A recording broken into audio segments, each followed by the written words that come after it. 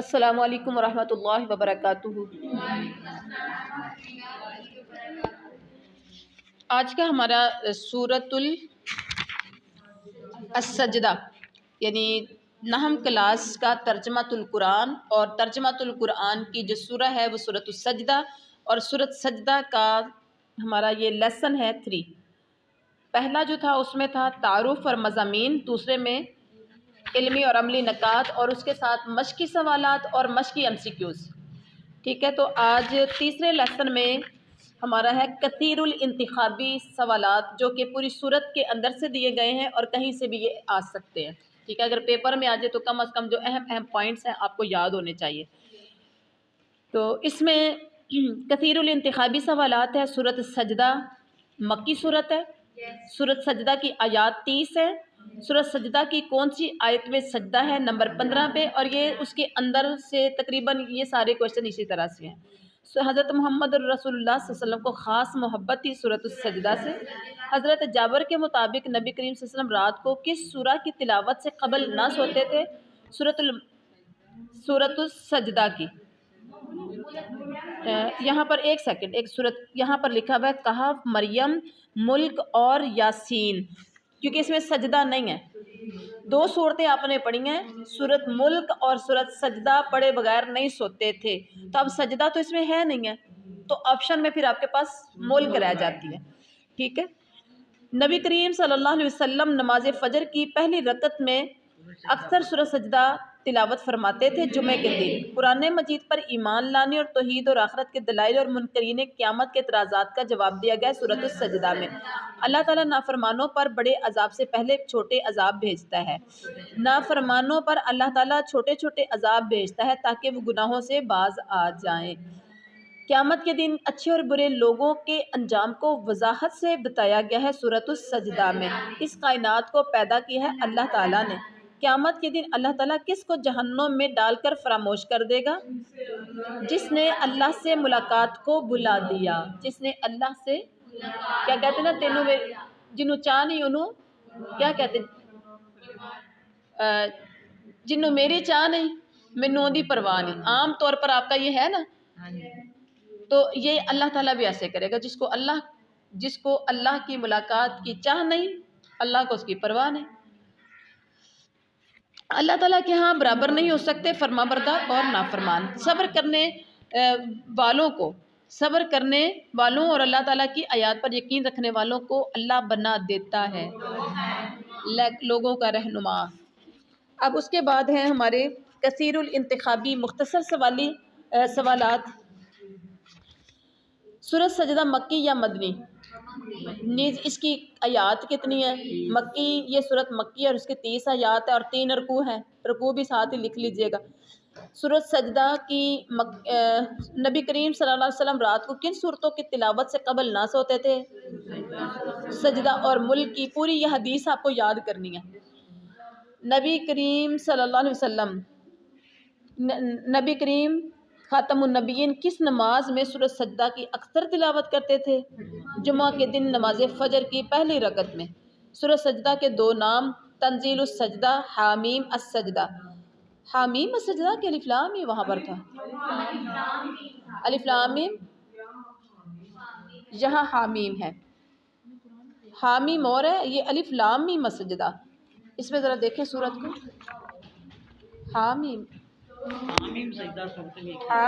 حامیم بھی الگ ہے، شور نہ کرے شور نہ کرے۔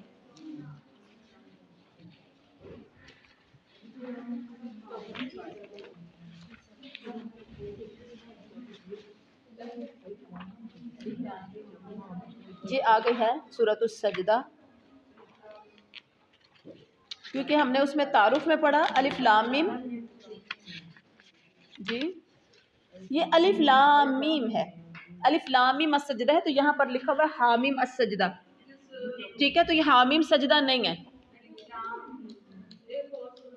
یہ وہ الگ صورت ہے، وہ حامیم السجدہ الگ ہے۔ یہاں پر MCQs میں غلطی ہے، سوال میں غلطی ہے، سوال کے جواب میں۔ سورۃ سجدہ کے 2 نام، تنزیل السجدہ اور الف لام میم السجدہ۔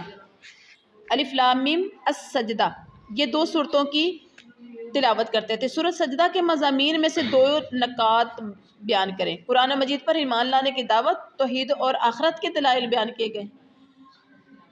نمبر 6 ہے اللہ تعالیٰ نافرمانوں پر چھوٹے چھوٹے عذاب کیوں بھیجتا ہے؟ تاکہ وہ گناہوں سے باز آ جائے اور اللہ تعالیٰ کی طرف رجوع کر لیں۔ سورۃ سجدہ کی آیت نمبر 3 کے مطابق قرآن مجید کیوں نازل کیا گیا ہے؟ اس آیت جواب کیا ہے؟ اس آیت کے مطابق قرآن مجید اس لیے نازل کیا گیا تاکہ لوگوں کو آخرت کے بارے میں خبردار کیا جائے اور سیدھے رستے کی طرف ہدایت دی جائے۔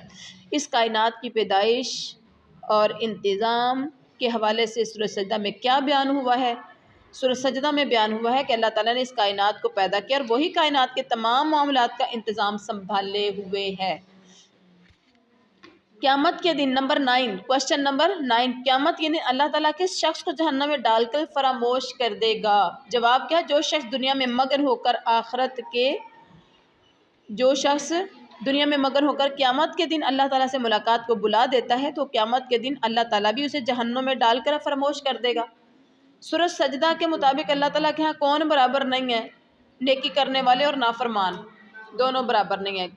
کوشچن نمبر 11 ہے سورۃ سجدہ کے مطابق اللہ تعالیٰ کن لوگوں کو یا کن کو لوگوں کا رہنما مطلب لیڈر کن کو بناتا ہے؟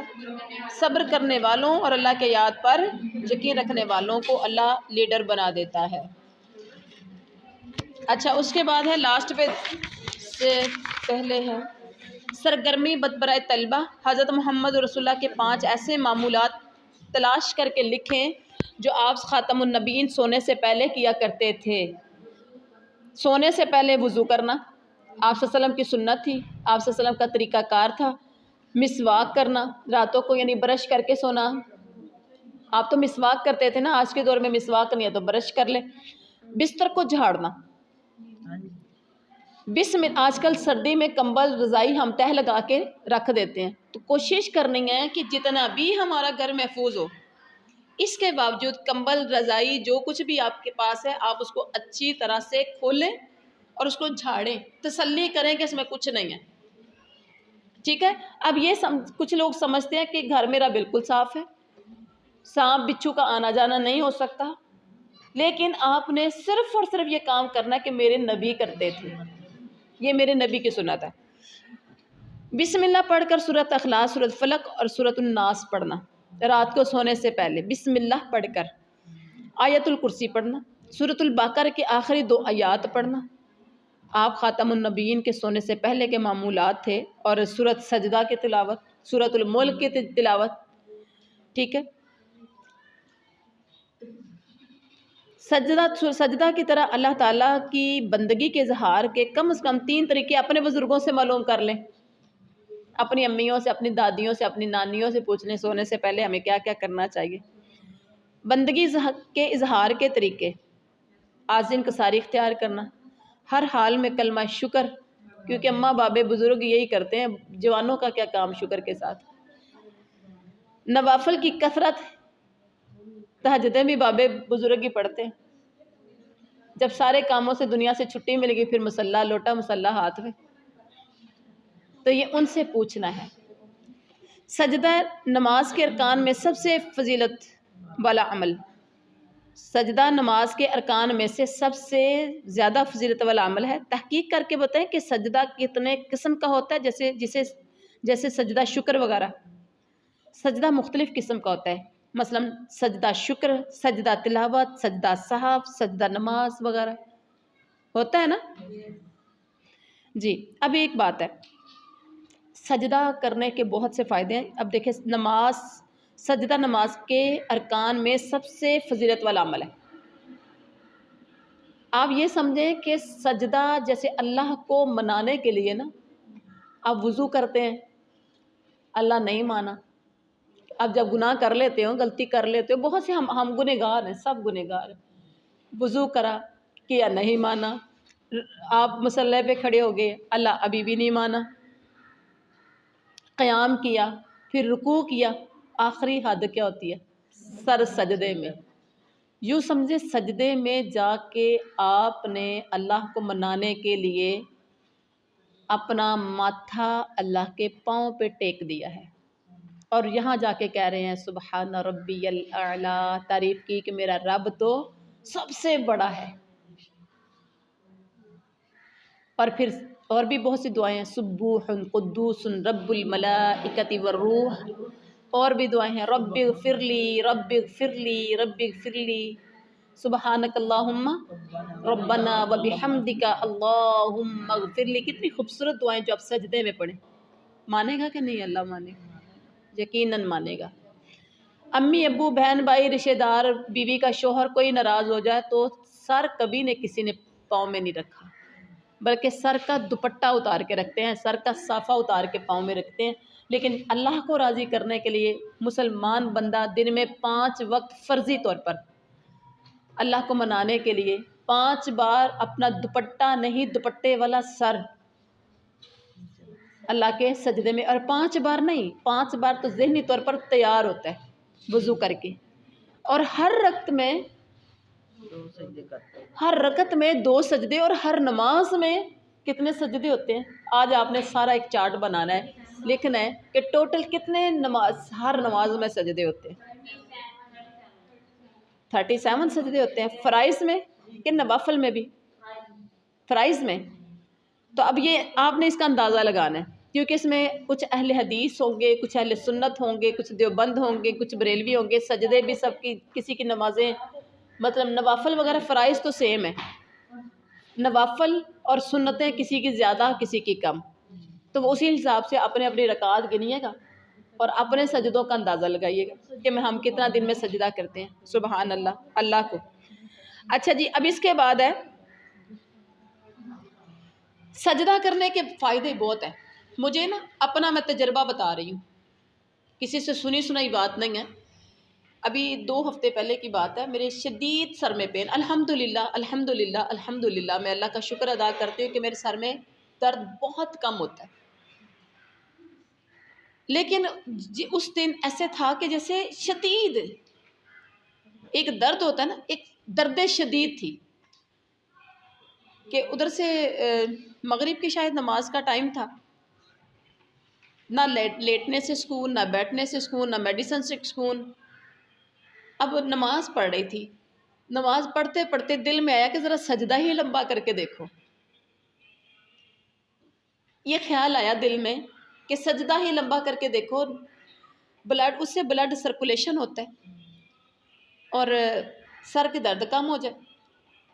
میں نے ساری رکعات میں سجدے کافی لمبے لمبے کیے، بلیو می کہ میں نے جب سلام پھیرا تو ایسے تھی معمولی سی جیسے درد ہو۔ اس کے بعد میں نے سلام پھیر لیا، تھوڑی دیر بیٹھنے کے بعد پھر میں نے دوبارہ سجدے میں ویسے ہی جیسے اذکار کر رہی تھی، تو اذکار کرتے کرتے پھر سجدے میں چلی گئی، اور سجدے میں ہی ویسے ہی اذکار کرتی رہی، کہ اذکار تو بیٹھ کے بھی کرنے تھے نا، اور وہ صرف اپنے سر کو سکون دینے کے لیے۔ اور یہ میرا اپنا تجربہ کہ لمبا سجدہ کرنے سے سر کا درد ختم ہو گیا، جو کہ دوائی کھانے سے بھی اور ویسے بھی ختم نہیں ہو رہا تھا۔ اب اس کے بعد مجھے لگا کہ آج کے بعد اگر سر درد ہوگا تو میرے پاس دوائی موجود ہے، اور وہ سجدے کی صورت میں ہے، الحمدللہ۔ آپ توکل کر کے، یقین کر کے کریں گے تو انشاءاللہ ہر وہ چیز ملے گی جو آپ چاہتے ہو۔ اس کے بعد ہے اساتذہ کے لیے کچھ اس کتاب میں موجود ہے